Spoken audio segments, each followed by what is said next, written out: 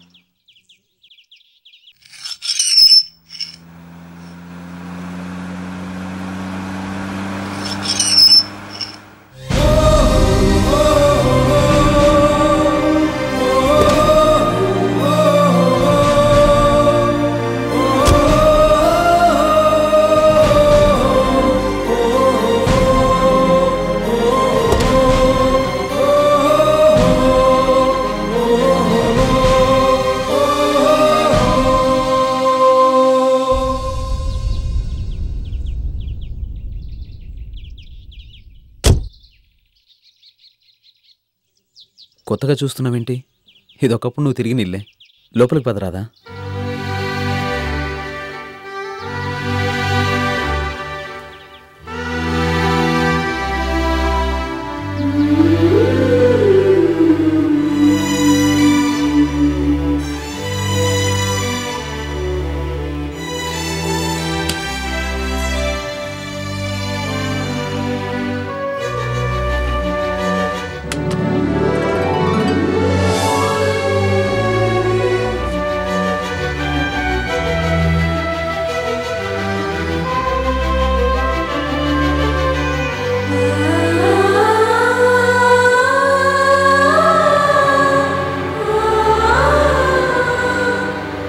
రాధా, బిడ్డనెత్తుకుని గుమ్మంలో నిలబడ్డ నీకు హారతిచ్చి స్వాగతం చెప్పడానికి ఎవరూ లేరు. ఇక మీదట ఈ ఇంట్లో దీపం వెలిగించాల్సింది నువ్వే. ఈ ఇంటి బాధ్యతలు మోయాల్సింది కూడా నువ్వే. రా.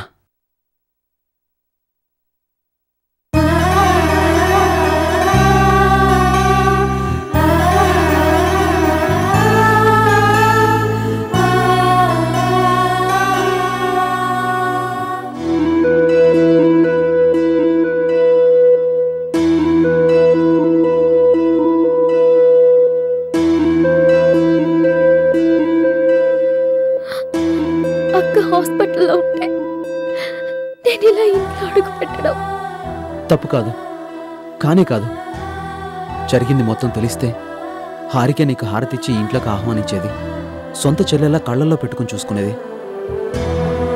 పాపని టెడ్డీ అనుకుని ముద్దు చేసేది, తన గుండెల్లో పెట్టుకుని దాచుకునేది. రా. నాకు అక్కని చూడాలనుంది. ప్లీజ్ ఒక్కసారి అక్క దగ్గరికి వెళ్ళొద్దాం. అలాగే వెళ్దాం. ఎప్పుడో కాదు, ఇప్పుడే. జో జో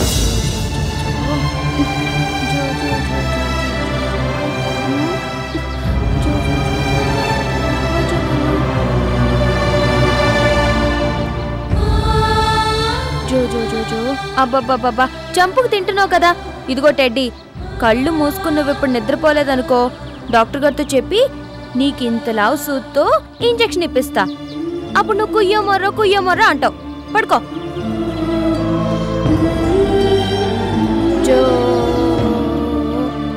రాధా, ఒకవేళ హారిక నిన్ను గుర్తుపట్టకపోతే నువ్వు బాధపడకు. అంటే ప్రస్తుతం హారిక పరిస్థితి ఇది. ఎవరిని గుర్తుపట్టేలా లేదు, మన ప్రపంచంలోనే లేదు. జో జో జో జో జో జో. ఓంటమ్మా, ఇంజెక్షన్ పొడిపిస్తానని కోపం వచ్చిందా? సరే పొడిపించనులే. మరి బుద్ధిగా నిద్రపోతావా? మా టెడ్డీ బంగారు తల్లంట, గప్ చెప్పుగా నిద్రపోతుందంట. సరేనా? పడుకోమ్మా. జో జో జో జో జో జో జో.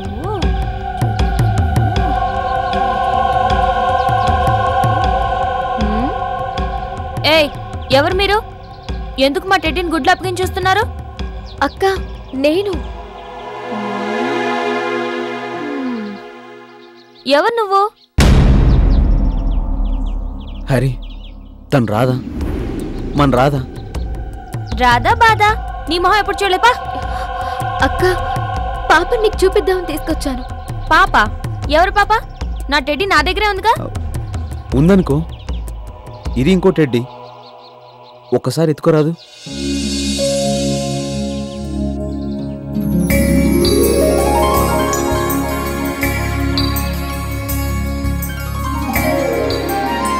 నేను ఎత్తుకోనా?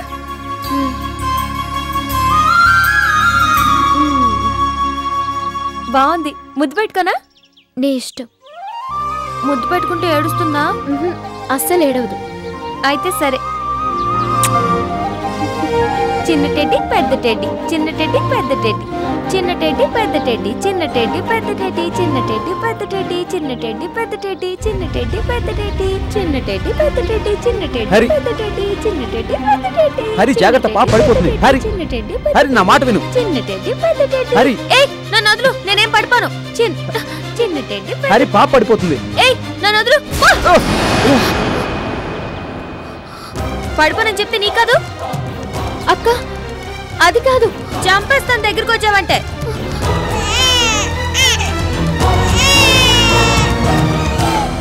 నార్మల్, నువ్వెందుకు ఏడుస్తావు? నార్మల్. అక్క, పాప ఏడుస్తుంది. ప్లీజ్. ఏడిస్తే ఏడవని, ఏం కాదు. ఏయ్ ఎందుకు ఏడుస్తున్నావు? ఏడు పాపే. ఆపకపోతే నీ బుగ్గ గిల్లేస్తా, నీ చెవులు మెల్లేస్తా, ఇంతలా సూత్తు నీ పేరు మీద ఇంజెక్షన్ ఇప్పిస్తా. అయితే ముద్దులు పెట్టేస్తున్నా, ముద్దులు పెట్టేస్తున్నా, ముద్దులు పెట్టేస్తున్నా.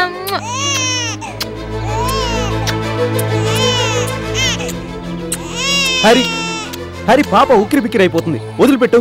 నేను వదులను. హరి, చెప్పేది నీకే. పాప నువ్వు. ఏయ్ నువ్వు నా దగ్గరికి వచ్చావంటే దీన్ని విసిరి పారేస్తా. డాక్టర్, డాక్టర్ని పిలుస్తావా? నాకేమన్నా భయమా? నేనెవరికి భయపడనే. నేను చెండిని, మొండిని. నా దగ్గరికి వస్తే ఎవరినైనా సరే చంపేస్తా. హరి, నా మాట విను. ఏయ్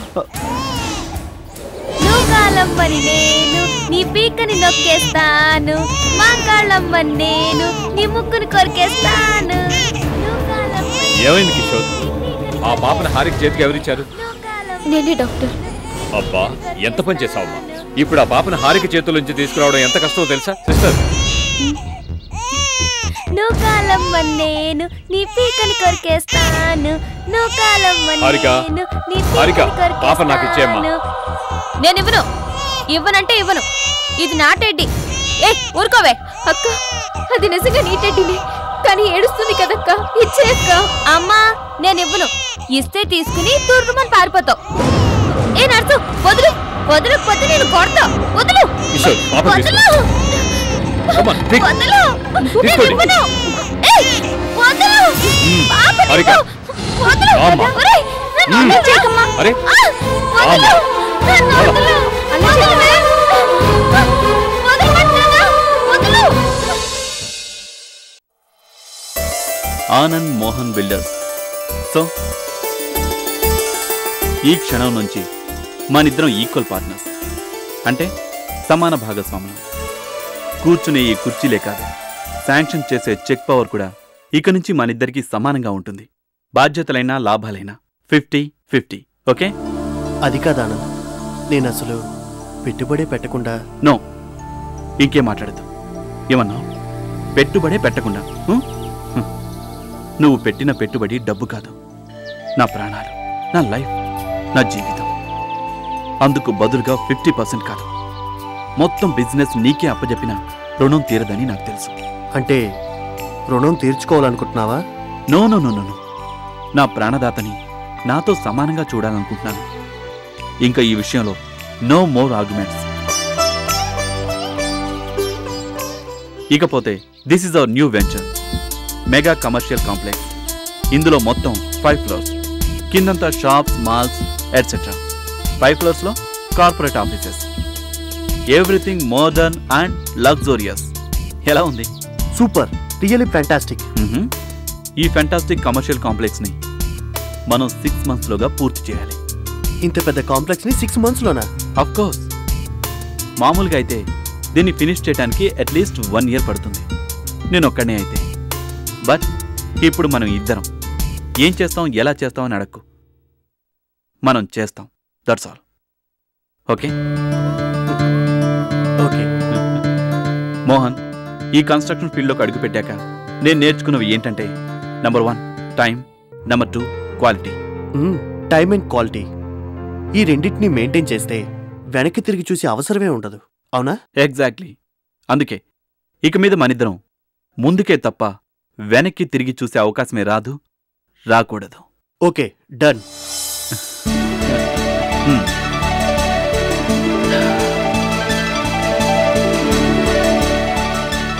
నౌ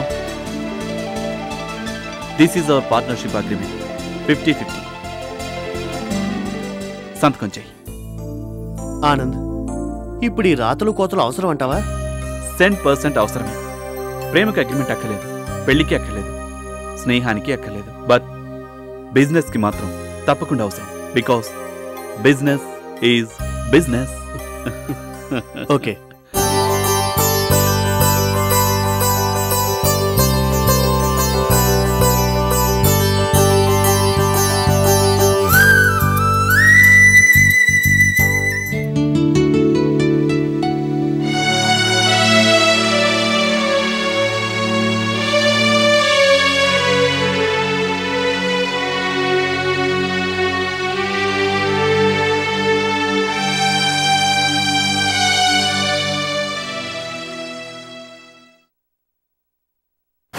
ఇప్పుడు కళ్ళు తెరువు, ఇవి మింగు. అమ్మా, ఇది మోసం. నాకు మాట ఇచ్చావు, నువ్వు ఇలా చేస్తావని నేను అనుకోలేదు. నా బంగారు తల్లివి కదూ. బంగారు తల్లి కాదు, బంగారు చెల్లి. నా బంగారు చెల్లి నేను చెప్పిన మాట వింటుంది. మాట మీద నిలబడే వంశం నాది. అయితే నిలబడి వేసుకో.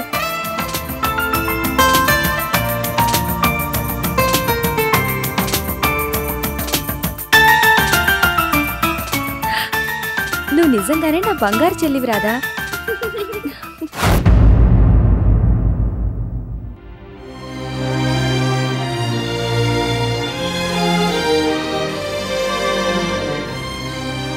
బేటీ, ఏ క్యా అన్నీ తెలిసిందండి, నువ్వే ఇలా రోనహి బేటీ. చచ్చా, టెడ్డీ అంటే అక్కకి ప్రాణం. ప్రాణంలా చూసుకునే టెడ్డీని దూరం అయిపోయేసరికి అక్క పిచ్చిదైపోయింది. ఆ పిచ్చి ఆసుపత్రిలో ఆ పిచ్చి వాళ్ళ మధ్య అక్కని చూస్తే నా గుండె తరుక్కుపోయింది. అసలు మనుషుల్ని గుర్తుపట్టే స్థితిని దాటిపోయింది. తన లోకంలో ఎప్పుడు టెడ్డీ టెడ్డీ అనే కలవరిస్తుంది. ఏం చేస్తాం బేటీ, ఏ వ్యాధికైనా మందుంది కానీ మనోవ్యాధికి మందు లేదు. రహీం చాచా, అక్క నన్ను కూడా గుర్తుపట్టలేదు తెలుసా. ఒకప్పుడు నేను పిచ్చిదానిగా ఉంటే నన్ను బుజ్జగించి బతిమాలి వేళకు అన్నం పెట్టి మందులు వేసి ఎంతో మమకారంతో నన్ను కడుపులో పెట్టుకొని చూసుకున్న అక్క నన్ను గుర్తుపట్టనే లేదు. చివరికి హాస్పిటల్ వాళ్ళు అక్కని బలవంతంగా లాక్కెళ్ళిపోతుంటే.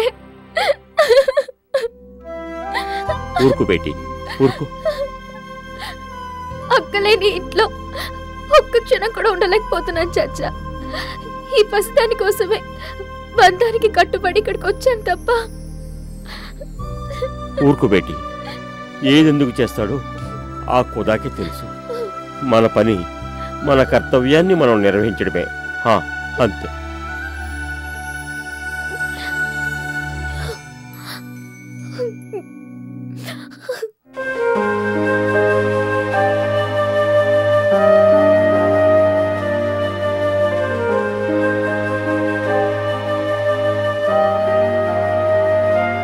ఆఫీస్కి బయలుదేరుతున్నావా?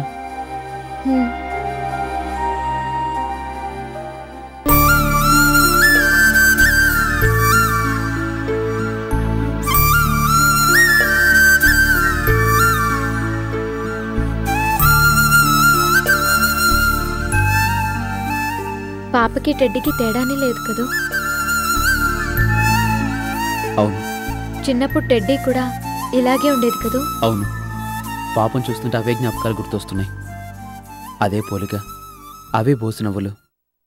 అందుకే హారిక పాపం చూసి టెడ్డీ అనుకుంది. అవును. మీరు హాస్పిటల్కి వెళ్తున్నారుగా? ఇంకా హాఫ్ అన్ అవర్ టైం ఉంది. రహీం చాచా, బేటీ ఇవ్వు. నేను ఆఫీస్కి వెళ్తున్నాను. ఆయన హాస్పిటల్కి వెళ్తారు. పాప జాగ్రత్త. అలాగే బేటీ, వెళ్ళొస్తాను. అలాగే. బాయ్.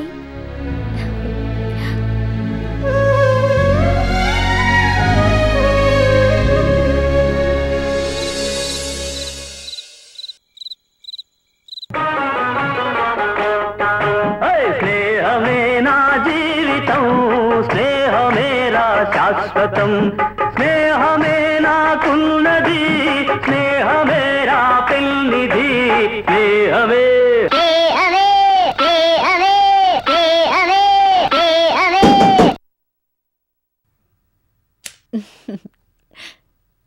చెత్త రేడియో సరిగా ఎక్కడ ఆగిపోయిందో చూసావా?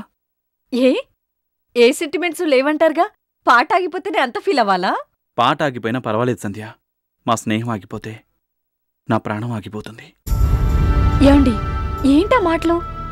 నిజం సంధ్య, ఇవాళ నేను మళ్ళీ నీ ముందులా ఉన్నాను అంటే అందుకు కారణం మోహన్. ఏమిచ్చినా వాడు రుణం తీర్చుకోలేను. కాదని ఎవరన్నారు మహాన్ బావా? అందుకేగా ఇవాళ తనని మీ సరికొత్త వెంచర్లో సమాన భాగస్వామ్యం చేశాను అన్నారు. అది మాత్రమే చాలదు సంధ్య, ఇంకా ఏదైనా చెయ్యాలి. సంధ్య, నేను గమనిస్తూనే ఉన్నాను, ఏదైనా పనున్నంతసేపు ఓకే, మోహన్ బిజీగానే ఉంటాడు. కానీ ఆ తర్వాత ఇంటికొచ్చాక లోన్లీగా ఒంటరిగా గడపాల్సిందేగా.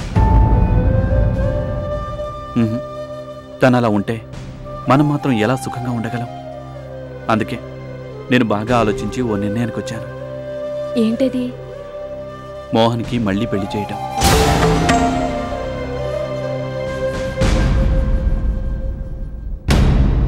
నాకు తెలుసు, ఇలా ఆలోచించడం కొంచెం ఎంబ్రాసింగ్గానే ఉంటుంది. But this is reality. మన ముగ్గురి జీవితాల్లోనూ ఇలా ఎందుకు జరిగింది అనే ప్రశ్నకు జవాబు లేదు. కానీ ఇక ముందు మన జీవితాలు ఎలా ఉండాలి అనేది మాత్రం మన చేతుల్లోనే ఉంది.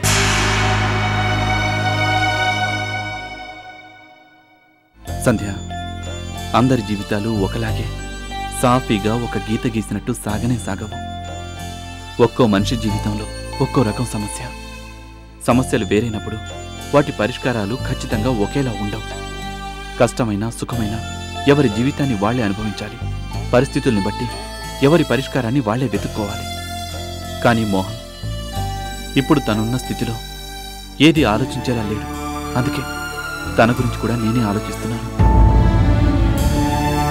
సంధ్య, తుఫాన్ వచ్చినప్పుడు, సునామీ పొంగినప్పుడు సముద్రం అల్లకల్లోలంగా భయంకరంగా మారిపోతుంది. కానీ ఆ తర్వాత మళ్లీ మామూలే. నిరంతరం కదిలే కెరటాలతో అందమైన సముద్రం. జీవితం కూడా అంతే. అలా ఉంటే తప్ప మనిషి బతకలేడు. ఒంటరిగా సాగే బతుకు బతికే కాదు. భార్య, పిల్లలు, సంసారం, బంధాలు, బాధ్యతలు, ఇదే నిజమైన జీవితం, తృప్తినిచ్చే జీవితం. అలాంటి సరికొత్త జీవితాన్ని మళ్ళీ మనం మోహన్కి ఇవ్వగలిగితే. అందుకే. కానీ తను, నాకు తెలుసు, ఇప్పుడు తనున్న పరిస్థితుల్లో మోహన్ ఈ ప్రపోజల్కి ఒప్పుకోడు. కానీ మనం ఒప్పించాలి. మనిద్దరం కలిసే ఒప్పించాలి. మనిద్దరమా? ఎస్, మనిద్దరమే. సంధ్య, ఒక్కసారి నా కళ్ళలోకి సూటిగా చూసి చెప్పు, ఇప్పుడు మోహన్ నీకు ఏమవుతాడు?